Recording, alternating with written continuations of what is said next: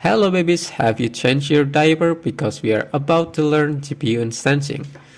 First thing first, let's set up a Unity project and create a C# script. We'll call it GPU instancing. Open it up in Visual Studio.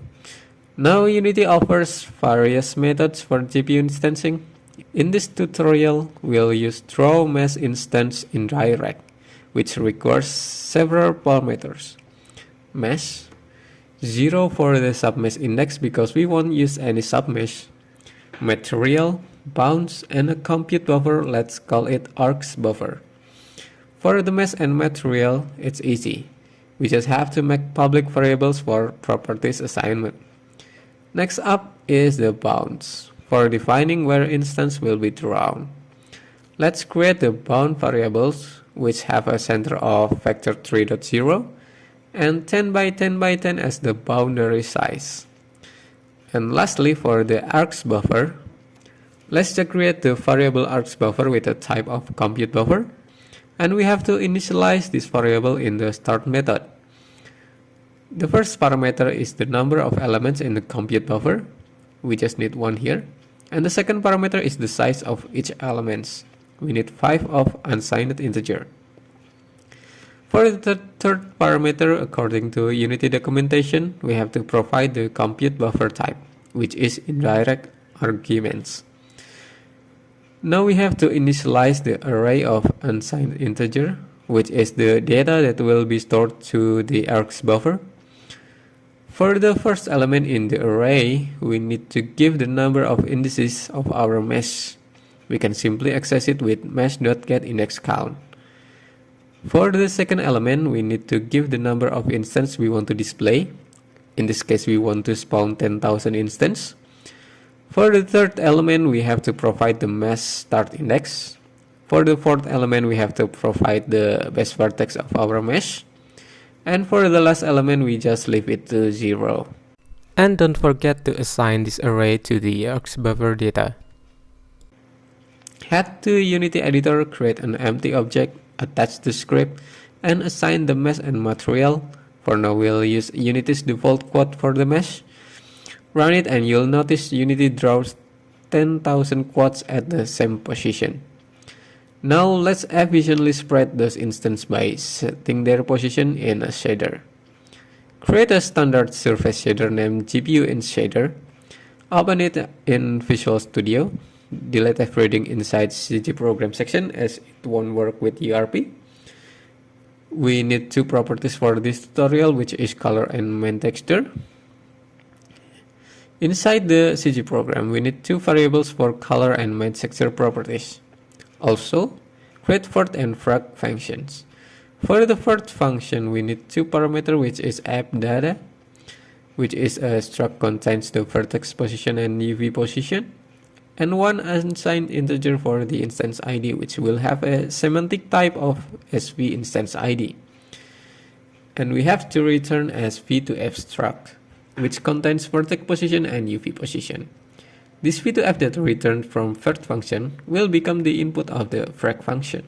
Before we proceed, we have to define appData and v2f struct. The struct contains two variables for the position and UV. For the vertex, we need a float for variable. The semantic type is position. And for UV, we need to float two variable. And the semantic type is text coord 0. For the v2f struct, in this case, are going to be the same. So we just copy and paste.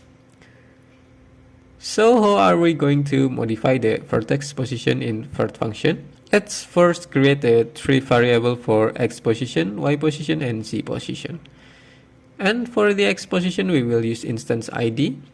And for y and z position, we are going to give it 0 for now.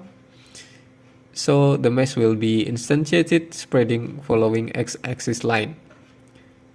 Then we have to combine those three variables into a float 3 position. But remember, this position is instance position. Because we use quad mesh, one instance will have 4 different vertex position. So we have to add instance position with the local vertex position. The output vertex required float 4, so we have to construct a float 4 from the first post and add 1.0 as the fourth dimension. Now we have the world position of the vertex.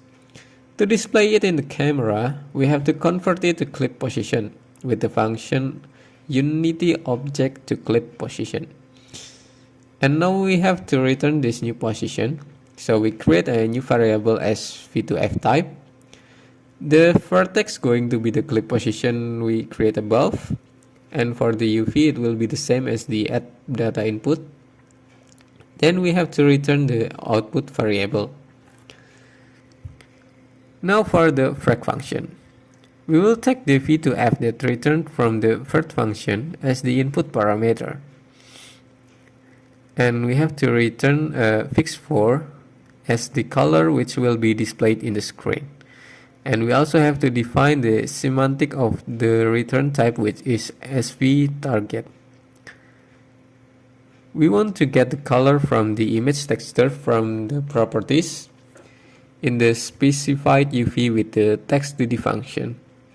And we have to multiply that color with the color provided in the property. Now we go back to Unity Editor, change the shader of the material to GPU in shader we already create, and try to hit the play. The object now spreading in the x-axis. And we can add the image texture to the material. And you can see the alpha clipping is not looking good. So we go back to the shader and add the clipping in the frag function. And now the clipping is looking nice. Now we want to spread the grass 100 by 100 in x and z dimension. So we have to divide the ID by 100 for the x, and for the z we give it a modulo of ID and 100. Go back to Unity Editor and you can see it now spreading it in a flat surface. But the grass is not looking good because it is too uniformly spread it.